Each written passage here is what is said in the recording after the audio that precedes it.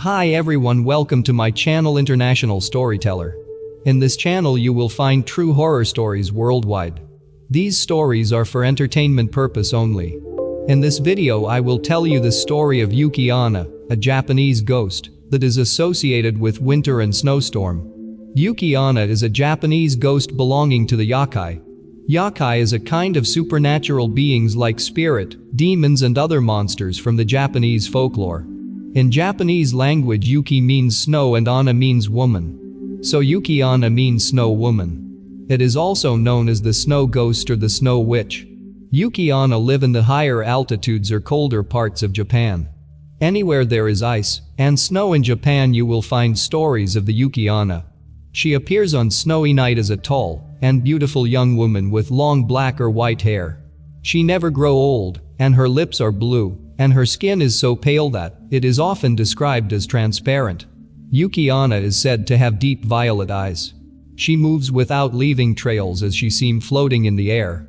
If she feels threatened, she turns into a thick fog or snow. She is at the same time beautiful and calm, yet ruthless in killing mortals for no reasons at all. Japanese legends do tend to mention her ability to turn human into ice. Her stories changes according to location. Some say she may have been a servant to the mountain god and bringing blessing of fertility and a good harvest.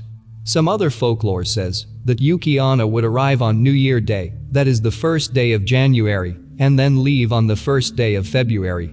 Yuki Onna also appeared during full moon night, when there are new snow starting to fall. Mother are warned not to let their children out to play in such night. Yuki Onna prey on lost traveler in the heavy snowstorm. She mostly appear in front of traveler and freezes them with her breath or force them to lose their way in the storm and use her icy breath to leave them as frost-coated corpses. Some of her aspect make us think of folklore from Western countries, not only ghost but also vampire. She feed on the human life energy by sucking it from her victim's mouth into her, freezing them solid just like vampire sucking blood from human body. People believe that she is the reason for many bodies found as missing people after heavy snowstorm. She has also been known for direct and brutal actions like attacking house with her breath, causing gust of wind to open door. The story of Yuki Onna in Japanese folklore are supposedly ancient, and the first written record of Yuki Onna's story came from the Muromachi era, that is during the year of 1336 to 1573. During that period a monk named Sogi wrote about his personal encounter with Yuki Onna upon leaving his house on a snowy morning. The monk described her as a young woman, very beautiful and tall. She was standing in his frozen garden with a face as white as snow. She wore a white, almost transparent kimono dress which is not possible for a normal human being on a cold snowy day. When Sogi tried speaking to her, the beautiful and attracting woman vanished. Sogi was told that the Yuki Onna was the spirit of the snow, who usually appeared during heavy snowfall but rarely showed herself during spring season. She is said to be originally the spirit of a person who died in these harsh weather conditions. Until the 18th century, she was represented as an evil spirit. Today, however, stories of Yuki Onna often tells her as more human with beautiful looking. Her stories have been transmitted from generation to generation, giving life to the representative fantasy of fear and beauty. She sometimes wear a white kimono dress standing out against the snow, increasing the confusion between her and the snowy landscape. Although Yuki Onna can fall in love, marry and live among humans, but she will never age, and her identity would eventually be revealed. There are many versions of Yuki Onna's story. But the popular story about Yuki Onna was written by Japanese writer called Lafcadio Hearns. Lafcadio Hearns wrote the story of Yuki Onna in the year 1905. This story is about a young man who encounters a mysterious woman in the snow who sets the young boy free because of his beauty and young age. In a village called Musashi Province in Japan, there lived two woodcutters namely Masaku and Minakichi.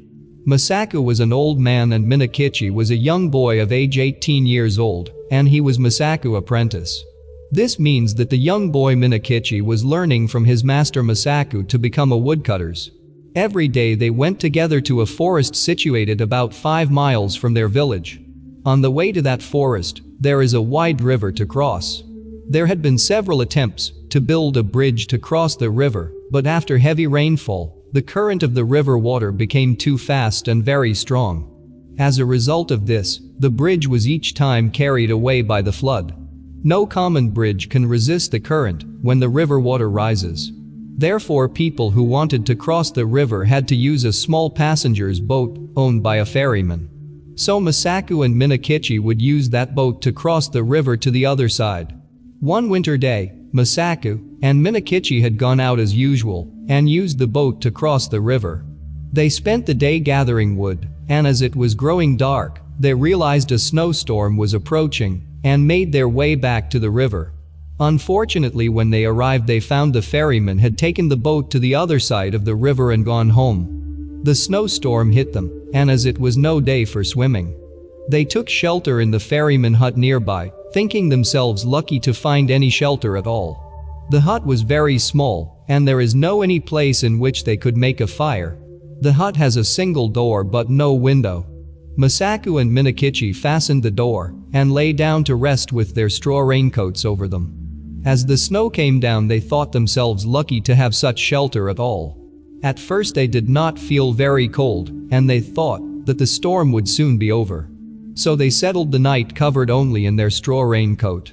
The heat from their bodies began to warm up inside the small hut, and Masaku fell asleep immediately. But the boy, Minakichi, lay awake a long time because he could not sleep and is listening to the howling wind outside. He could hear the snow crashing against the hut. The poorly made hut began to make creaking sound under the full force of the snowstorm, and suddenly it grew very, very cold. It was a terrible storm, and the air was every moment becoming colder. Minakichi shivered under his straw raincoat, but at last, in spite of the cold, he too fell asleep. He was sharply awoken with a start by a snow hitting his face. Opening his eyes in surprise, he saw the door of the hut had been forced open. Outside the hut, the snow was still falling, and the ground was covered with thick white snow which glows strangely under the moon and stars. In the snow light, he was shocked to see that there was someone else in the hut apart from his master and himself. He saw it was a woman who was dressed all in white inside the room. She was bending above Masaku and blowing her breath upon him. Her breath was like a bright white smoke streaming over the old man Masaku. Almost in the same moment, she turned to Minakichi and bent her face over him, lower and lower.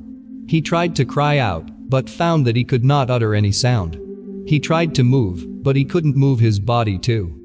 All he could do was watch in fear as the woman drew nearer and nearer until her face almost touched him. He could feel her cold breath and saw she was very beautiful except her eyes, which frightened him.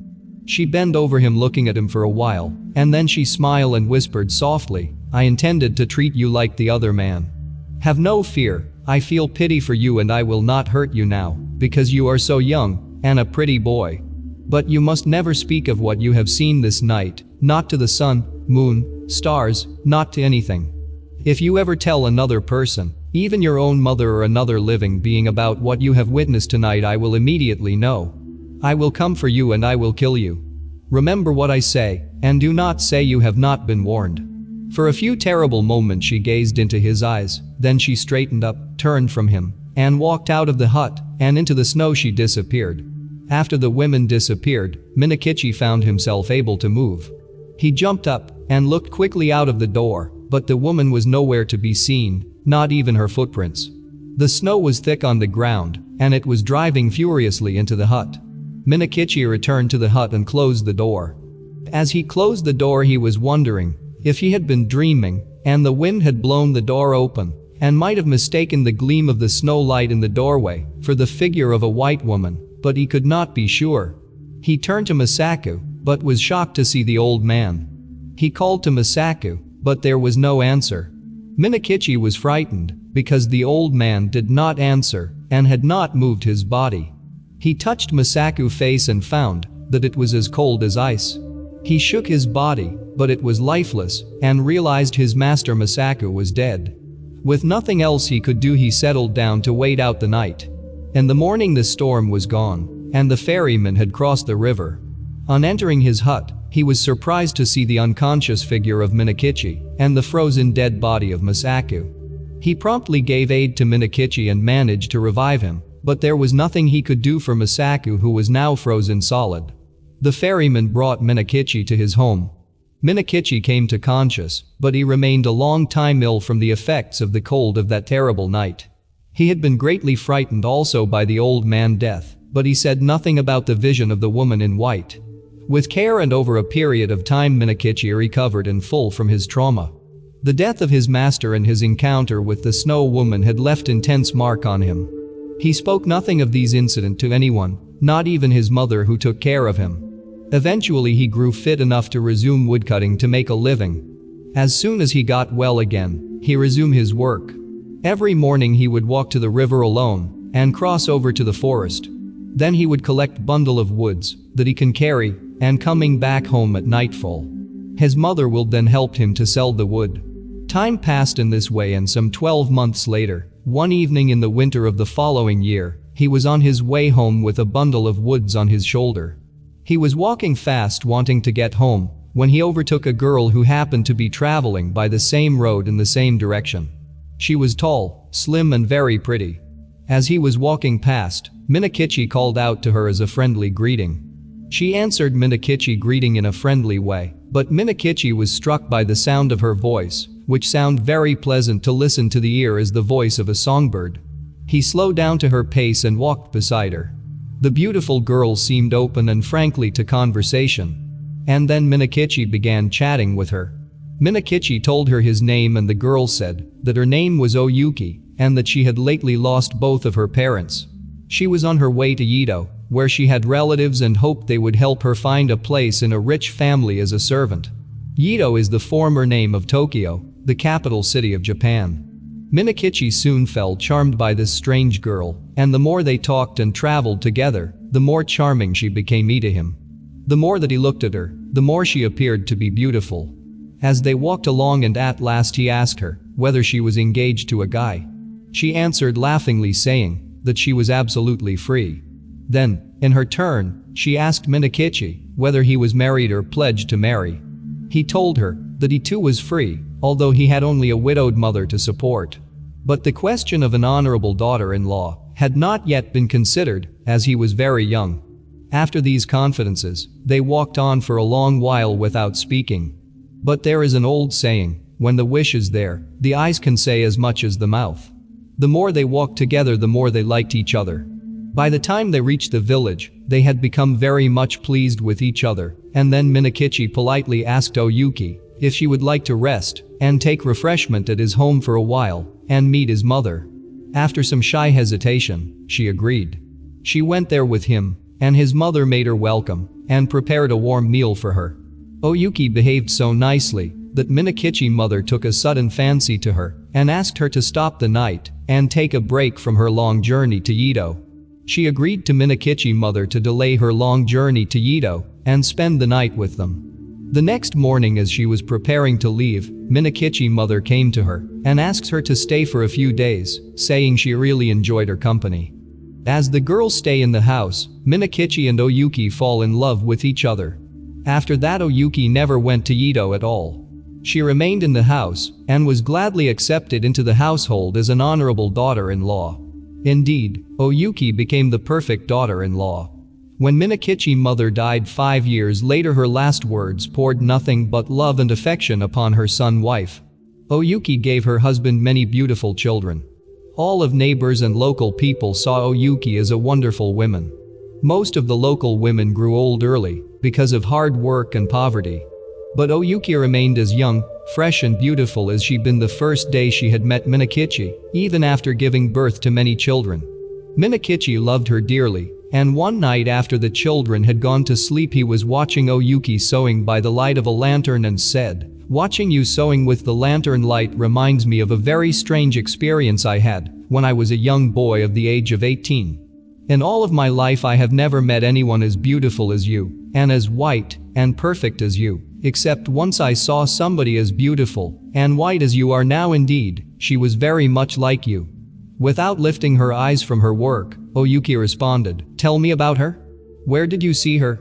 Minakichi thought for a minute, recollecting his memories of the past experience. Then Minakichi told her everything about the terrible stormy night in the ferryman hut that had happened when he was 18 years old. Then he told her everything about what had happened that night to him and the old man Masaku. That they had taken shelter inside the ferryman hut because of the heavy snowstorm. He told her all about the mysterious white woman that had bent above him. How the white woman had smiled and whispered to him about the silent death of old man Masaku. After that, Minakichi said, "In all of my life, either awake or asleep, have I ever seen a person as beautiful as you."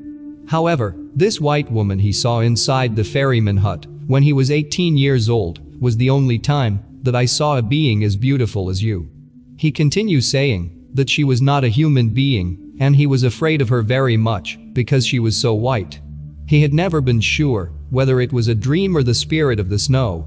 After hearing those words from Minakichi, Yuki flung down from her sewing and changed to her original form and bowed above Minakichi. She then screamed into his face saying, "Do you not see that white girl you saw in the ferryman hut some years ago was actually me? And I told you that I would find you and kill you if you ever said another word about what happened that night. If not for our children sleeping there, I would kill you here right now. But listen and remember carefully. If you do not take good care of our children, and if they come to any harm through you, I will return, and I will kill you. Do not say you have not been warned."